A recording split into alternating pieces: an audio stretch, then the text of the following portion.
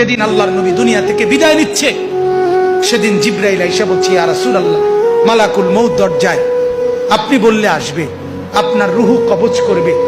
আল্লাহর নবী বলেন, আল্লাহকে জিজ্ঞেস করো জিবরাইল, আমি যদি আমার আল্লাহর কাছে যাই, আমার উম্মতের সাথে আমার আল্লাহ কি আচরণ করবেন, ওটা বলো, তারপরে আমি যাব।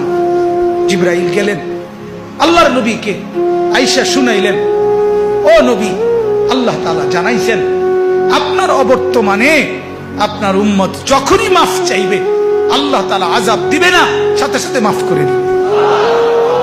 আপনি যেমন মাফ চাইছেন, তখন যেমন মাফ করছে, আপনার অবর্তমানে আপনার উম্মত নিজে নিজে মাফ চাইলেও আমি আল্লাহ মাফ করে দিই। এতদিন তো কে মাফ চাইছে? নবী নিজে মাফ চাইছে। এখন তো আপনি না থাকলেও আমি ওয়াদা দিলাম, আপনার উম্মত যদি নিজে নিজেও মাফ চায়, আমি মাফ করে দিই। নবী বললেন, তাহলে জিবরাইল, মালাকুল মউতকে বলো আমার জান কবজ করতে। তাহলে সারাটা জীবন তিনি ভাবলেন উম্মতের কথা। আজ যখন তিনি দুনিয়া থেকে বিদায় নিচ্ছেন, তখনও ভাবছেন কার কথা? নবীজি সাল্লাল্লাহু আলাইহি সাল্লাম যখন ইসরাফিল সিংহা ফু দিবে, দ্বিতীয় ফু, সবাইকে যখন হাসরের ময়দানে উঠানো হবে, তখন প্রথম উঠানো হবে আমাদের নবীকে। হাদিসে আছে, 4 ফেরেশতা জিবরাইল, মিকাইল, ইসরাফিল, আজরাইল আসবেন নবীজির রওজা মুবারকে।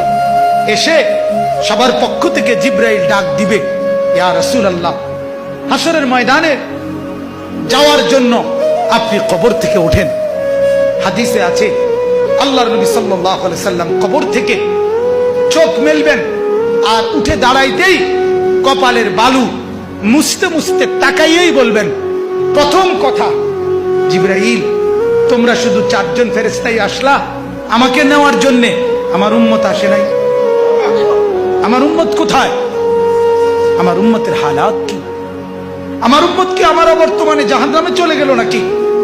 জিবরাইল তখন বলবেন, হায় ইয়া রাসূলুল্লাহ, আজও ভুললেন না, আজও ভুললেন না, আজও সেই উম্মত যাওয়ার দিনও বললেন, দুনিয়ায় থাকতেও বললেন, আজও বললেন। আপনার উম্মতের এখনো উঠেই নাই, এখনো তো কবর থেকে কেউ তুলে নাই, আপনাকে তুলেই বাকিদেরকে উঠানো হবে। আল্লাহ নবী বললেন, তাইলে চলো, তাইলে ঠিক আছে, চলো হাসরের মাঠে। হাসরের মাঠে যাবেন সমস্ত নবী, আদম থেকে ঈসা এবং উনাদের উম্মত কিয়ামত পর্যন্ত। আমি সংক্ষেপে বলতেছি, সমস্ত নবীর উম্মত, নবীরা শুধু এক কথা বলবেন হাসরের ময়দানে, ইয়া রব্বি নাফসি